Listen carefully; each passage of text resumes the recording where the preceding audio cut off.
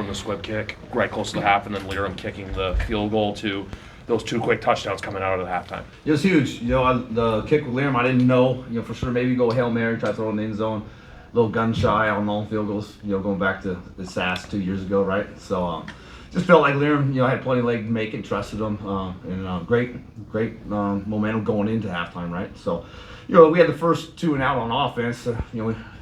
Second and 4, we tried to run, we get to 31 and a half. So I thought other than that, we were pretty sharp. Even moving the ball, even with that 2 and I thought we were following the plan. So, Ryan, can you take us through your emotions when Drew Brown throws that ball, Witten picks it off, then he tosses it to Tavares, and then your celebration? Take us through that. Yeah, so as soon as Went picked it, I thought Robbie was going to get a sack there, and then Went picks it. And I just go down, and he pitches it. I'm like, no! Freaking out. And I'm like, yeah! Go score T-time. So it was a unique play. It worked out for us, but we also got to be understanding we had the game probably wrapped up. Let's not get too careless with the football. Is this the most explosive team in the league right now, offensively and defensively? I think we can be. I think defensively we got to clean up some things. I think they had a good plan. Tommy does such a good job of, making us, cover the whole field and different personnels and finds ways to get guys open. So they had a good plan offensively. Not having the tailback and what they did with that. So I think offensively, we can be pretty explosive. Now we got to go prove that again next week. Are you done being sorry? No, you go. Are you done being surprised by what Mackay Polk can do? I mean, that explosive 70-yard play, and then going past triple coverage to get another big play too. Yeah, no doubt. And so yesterday we looked at Mackay's numbers as far as being the East rookie. His numbers are way better than the other guys, right? So we know who Kai is. I mean, you look at it, he's got less targets, less receptions, more yards, more touchdowns. How's he not rookie of the year? Don't know. Cool. Deshaun Davis, what does it look like for him? I think he'll be okay. So I thought it was a bone bruise and jamming in the turf. I think he locked knees.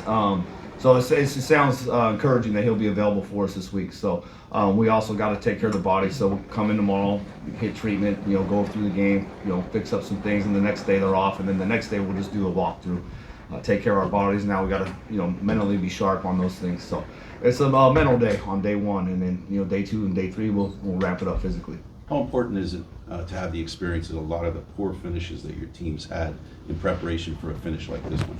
Yeah, I think we learned from the last time we played them, right? And we found a way to play better defense in the third and fourth quarter. Offensively, I feel like we had a momentum going the whole game, and our cover units were great. We came into the game, we're going to sky every kickoff. We want them to catch it right around the 30. Let's keep them right around that 40 range. Let's not give them a chance to have explosive plays. I mean, they got 2 really good returners, and let's not let them change the game. What about your team's mentality that doesn't allow the other team to get away from them today? Well, I think we go down 10-0, and guys could have folded their tent, and the guys stuck together, and we would go make a big score, and then they'd answer with it, and guys stuck together, and believe, like we always say, at the end of the 60 minutes, no matter what the score is throughout the course of the game, we'll find a way to win.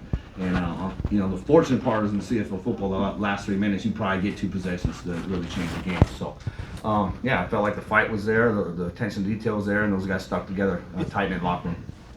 I just want to ask quickly, obviously, we were talking about Tavares earlier, but what has it meant for you just to see him, he was with the team, and then he was with Ottawa, got cut, now he's such a huge role down the stretch here. What has that just meant to you to see someone like him really grow in his role? Yeah, I think, T-Time's always been a good football player for us, and we challenged him a few years ago, played physical, and he's brought that to his game, and good player.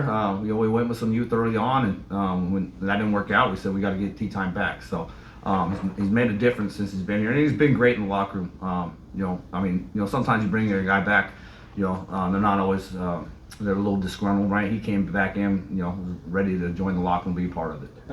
We talked yesterday, Ryan, about from start to finish being the motto of the team. Do you take any lessons from the East Final last year and knowing you're going to go there, and it almost seems like the script is almost flipped from what it was last year? Do you take any lessons from and put into your preparation? Yeah, no doubt. I think last year, very similar to where they were. They're playing games, well, not meaningless games, but they weren't for standings. We had that situation, and then they were playing hot football towards the end, right? They got hot at the right time. I think we're doing the same thing, right? So they're a good football club. We're gonna have the old crowd noise. It's gonna be a great environment. We got to go on silent cadence. We got to start fast to get the crowd out if we can, so we don't have to go silent cadence for the full 60. But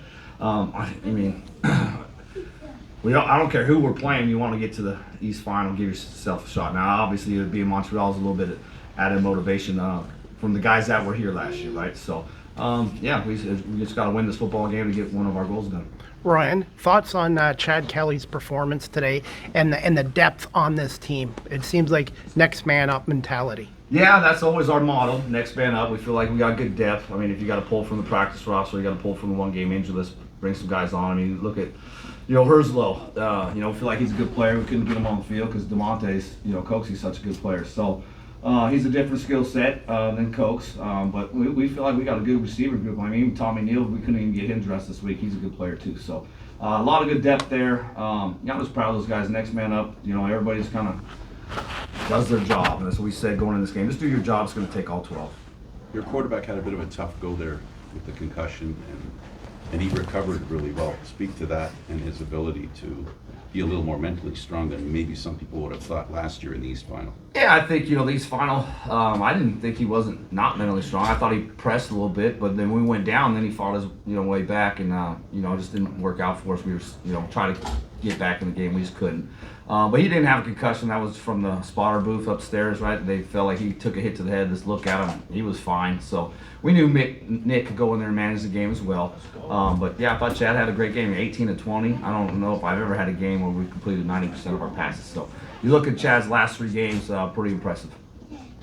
Coach, do we have any update for Coxey for next week? Because you're talking about players getting in and out. Do you think he'll be back in the lineup for Montreal? Yeah, we'll see. I mean, it was close this week, but I didn't feel like it was the right thing to do. And if we dress him and he does go down, we're only dressing 7. We're in a tough spot, right? So It's better safe than sorry this week? Yeah, and so we'll see. I mean, if he's ready to go, I want to get him out there. And is it a mixture of him and Jake? Maybe we change the, one of the DAs or designated Americans off the defense, put on offense. So we'll see how the week's going to play out. Quick thoughts on the Montreal Alouettes. Good team, really good defense. Going to get on the protections tomorrow. They do a good job of, bringing pressure at a nickel, at a dime. They get to 4 down now. Will they go 5 down? Noel brought that to us last year in the East Final. So he's got 2 weeks to prepare for us.